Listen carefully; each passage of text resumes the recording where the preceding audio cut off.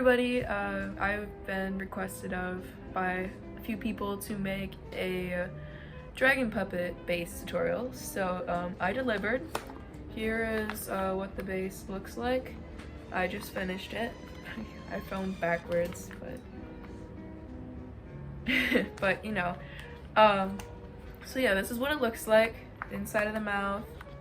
This is a bit thicker than what I typically do, but those work. Remember, you can do whatever size you really want to, as long as it's to scale.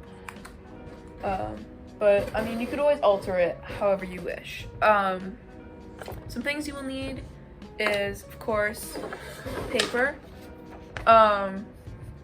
This is an 8x11 piece of just regular printer paper. 8x11 inches. I don't know what that is in centimeters. A pencil.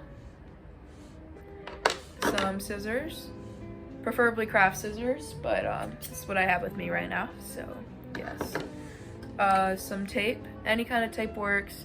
Usually just normal Scotch tape works, but I have packing tape, so that's what I use, and just cut it up to scale. And yeah, that's about it. If you do make it and post it, feel free to tag me, because I'd like to see. If anybody has any questions, feel free to ask in the comments section below. Alright, so this is the first ever voiceover I've done, so we'll see how it goes. I have 2 sheets of paper in front of me. One is marked at 3 centimeters inside the sheet of paper, and the other 3.5. And this is for the jaw across the dragon puppet base.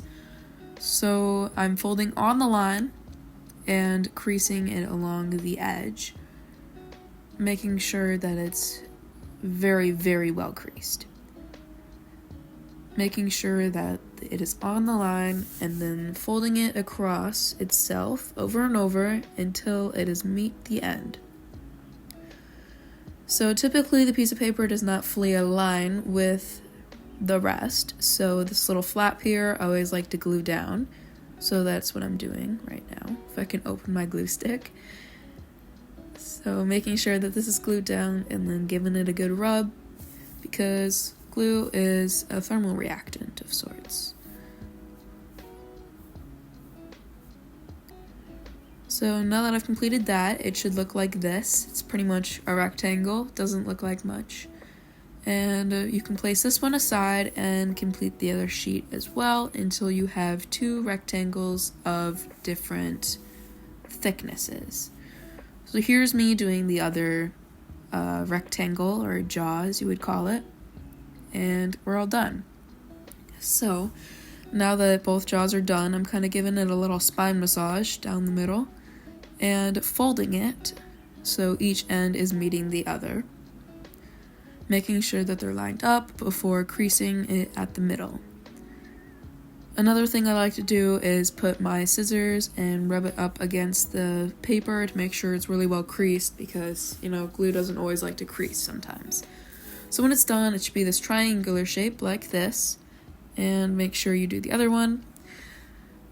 I labeled these ones top and bottom so I don't mix them up, but I don't know, I was just being kind of silly. I wouldn't be too worried about mixing them up.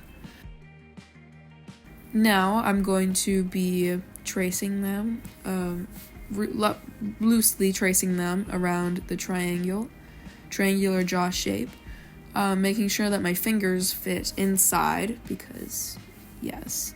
Cutting it out, and make sure you have excess around your base shape. Now you're going to be bringing in the packing tape, and there isn't really an easy way to go about this, but just trusting the process works most times.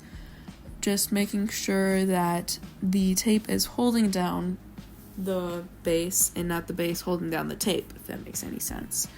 So this time I started from the inside, and once it was secure-ish, I went to the outside and folded the excess paper over the edge of the jaw. So once I was completed with that, I went in and secured the edges.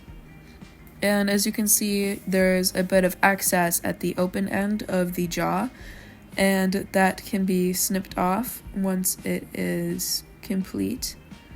I'm also snipping the tip of the jaws because you don't want excess at the tip.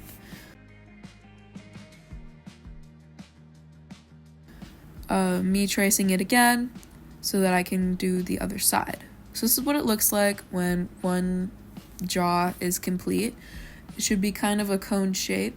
You can kind of see there is a bit of a curve in it, which isn't the most necessarily applicable thing that you would like, but it works. So I'm comparing them, making sure they line up the way I want them to, kind of comparing sizes to see how that goes, playing with it a little bit. And then you're going to want to work on the other one. So this is me making the other jaw. It's very sped up. It's at 4.9 times the speed, actually, if you're wondering.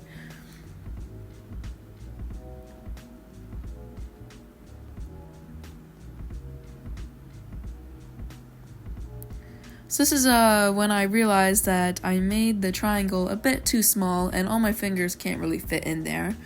So I decided I would deal with it, but typically you might want to start over if you've reached that stage.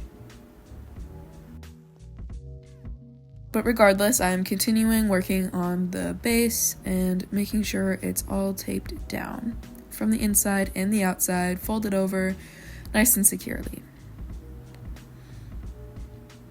So at this point, I have half of the second jaw done, and I'm just kind of putting them next to each other to make sure I did a good job lining them up, and I did.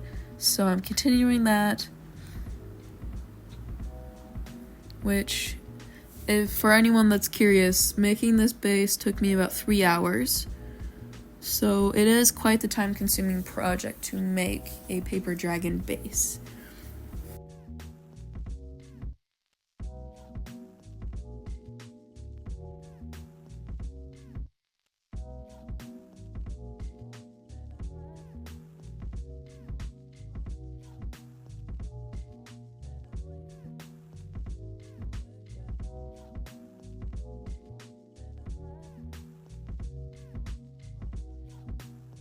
At this point, it had been taking quite a while, so I sped up the footage so you can still watch and see what I'm doing, but without the painfully long process.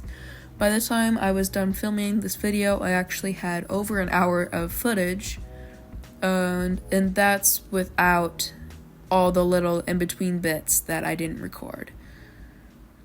So after I had finished this piece and putting them together once again, kind of seeing how they fit, making sure I'm happy with it, playing with it a little bit, kind of pinching them together, opening and closing them. But now you take a piece of packing tape in, and to be quite honest, I didn't really do a good job of showing because my camera did drift a little bit. Basically, the packing tape is in between, like one sticky part is on the top jaw and the other on the bottom jaw, so it's kind of making a hinge of tape. Me testing that out. I also went into the middle part and put a piece of tape in there to make it a little extra sturdy, because you wouldn't want your dragon puppet to fall apart. So putting that piece of tape in there and closing it back up. And the rest is me just kind of being silly, but that is how to make a dragon puppet base. Hopefully it helped at least a little bit. It is quite fun to make once you get the hang of it, and honestly, I don't really have the hang of it yet, but I still have a lot of fun making them. But yeah, thank you for watching my tutorial.